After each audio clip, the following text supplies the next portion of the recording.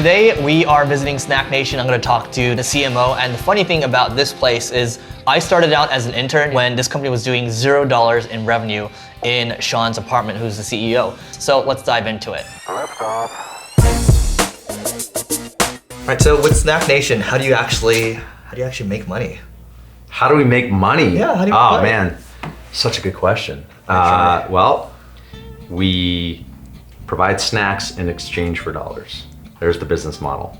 It is a direct delivery, healthy snack service for businesses. I mean, we have different curations for different businesses. We have boxes that range from $1.99 a month all the way up to $3.99 a month, depending on kind of the quality of the snack and the ingredients and all that. We have an ultra premium level, and then we have like a value tier.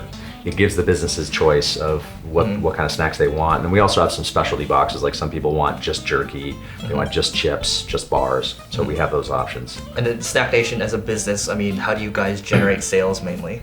Yeah, so we have two main approaches. You break it down into inbound and outbound. So we have an outbound sales development team that builds lists, finds companies that we know a company already has a snack budget. That's very helpful for them. Otherwise, there's some qualification and some prospecting involved to figure out if that business is qualifying. But we have outbound reps doing emails and phone calls to learn more about those businesses, ultimately having them try the snacks with a sample box, and if they like them, then converting them into a monthly subscriber. And then we have an inbound effort, which we focus heavily on content, driving all the organic traffic. And then we also have a paid element where, LinkedIn, AdWords, those types of channels that are bringing in inbound leads. Cool. And not a lot of people talk about LinkedIn. So without going too much into the weeds, like what are you doing around LinkedIn? Because you're one of the few that's making it work with LinkedIn. And I talked to a lot of marketers. We were banging our head against the wall with LinkedIn. We tried multiple times, couldn't get it to work. $5 to $10 clicks. That's what most people are seeing. The minimum was like $5 click. And we're like, geez, you can do the quick math and pencil it out. It's like, geez, our landing page needs to convert like crazy in order for this to work. What we ended up discovering was marketing 101, which is message to market match. So what message to market match is niche down so far that you are talking to one person, not a big group of people. So for SnackNation, an example would be office managers. Right? So we talk to HR people, we talk to CEOs, we talk to a wide variety of job titles. Let's just focus on office managers. So we create an ad on LinkedIn that is just for office managers, speaking directly to office managers, talking about how office managers can get the most delicious, healthiest snacks that everyone raves about. And then they click on that ad, they hit our landing page, they opt in for a free sample box. So having a good offer on that landing page as well, moving the free line. So we give away a free sample box that has 15 delicious snacks in it, which costs us a lot of money to get out the door. And so having that very tight niche structure, talking to office managers, getting to a landing page, giving them something free, that was the winning formula for us. And then when that worked, then we went to HR directors and CEOs of 10 to 50 employee companies. So really kind of targeting, doing the micro targeting that LinkedIn allows you to do. So it is a lot of multiple campaigns and a lot of build out, but as opposed to having one general ad for everybody. Nail it and scale it, right? Nail it and scale, that's a good one. That's the thing is like you can do a very low ad spend and really fine tune it and get that one humming, and then the replication of that, that's where you scale it and works well. So what can you talk about? I think during our little intermission earlier, you talked about being able to generate leads and maybe sell off leads as another revenue source. I mean, what can you talk to about that? Yeah. So once you start scaling and you start generating, we're 1,500, 2,000 leads a month. You have a lot of, not all leads are created equally, right? So what we had to put in place was a lead score algorithm. It sounds complicated, but really what it is on our opt-in form, we have the typical first name, last name, title, company. What's a lead score first? Yeah, so a lead score is just predicting how good the lead is, and we score them A, B, C, and D. On our forms, we have the typical first name, last name, all that, but the two important questions for us to qualify someone for snacks is how much are you currently spending on snacks? So if you have a budget already, you're a better prospect because we don't have to convince you that you need snacks. You're already doing it. Yeah. And then also how many employees you have. We found that for our business, 10 or more employees is good. If you start getting below 10 employees, it may not be as good of a fit.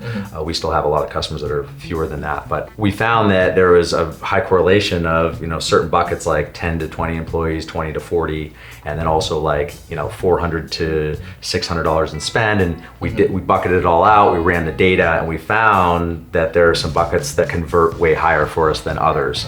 So what we did is we made the lead score algorithm say, hey, if these leads have this much spend and this many employees, that's an A lead. And then some of the other buckets that converted well but not as well as the A leads, okay, those are B leads.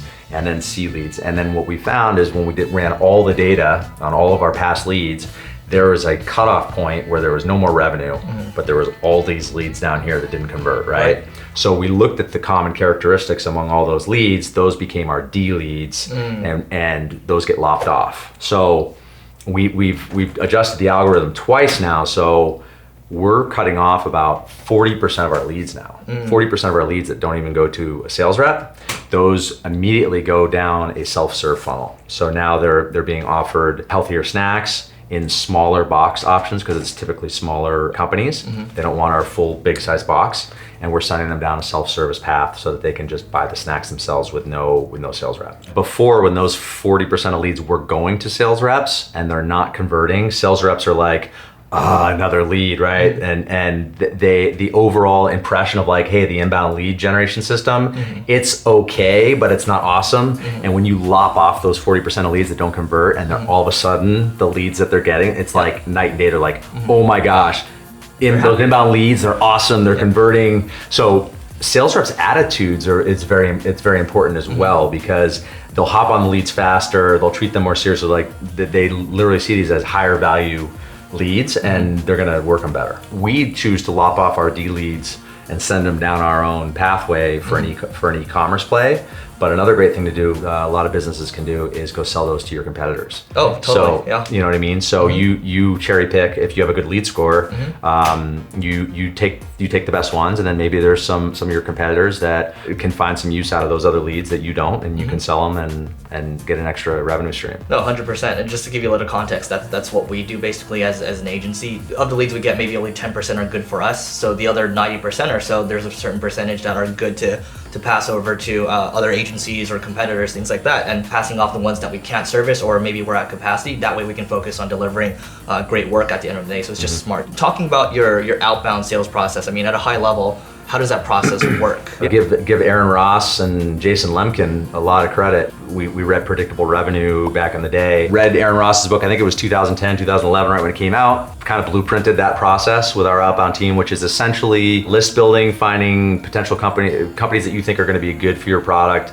sending out some cold emails, more of a referral type email saying, for us, it would be who in your office handles the snacks. We'd like to send over a really nice big box of delicious, healthy snacks for them to try. Right. And so if you end up hitting the right person, they respond and say, that's me, send me the box, right? And they say, oh, that's not me, that's Joyce over there in the other department, and they tend to forward that email over. So it's more of a referral. It's that email ends up being a kind of a warm referral, which ends up increasing conversion rate. So that was the original approach that we deployed. So a lot of like cold email marketing, waiting for people to raise their hand saying that's me, and then we get on the phone, our SDRs get on the phone, qualify them based on the amount of spend that we want to see, the number of employees, and also their why you're looking for healthy snacks, making sure that they're a fit culturally as well.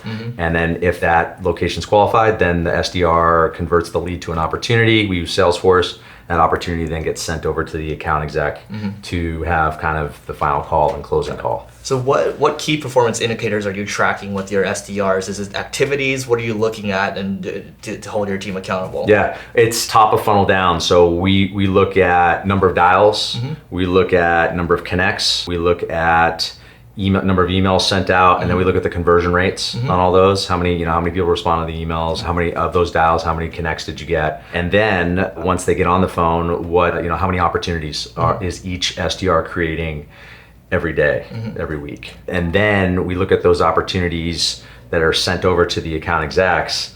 And then when that person shows up to the meeting, it's a sales qualified opportunity. So it's an opportunity created does not mean that the person shows up to the meeting. So there is a bit of a drop off. You have some no-shows, right? And you always want to like try to reduce the number of no-shows. Whew, I'm getting hungry. We got snacks in here. If you enjoyed this video, go down, hit subscribe, and then watch the next video in the playlist right over there. And we're gonna talk all kinds of strategies to how to level up your sales team, how to get your business rocking, and how to just level up your life.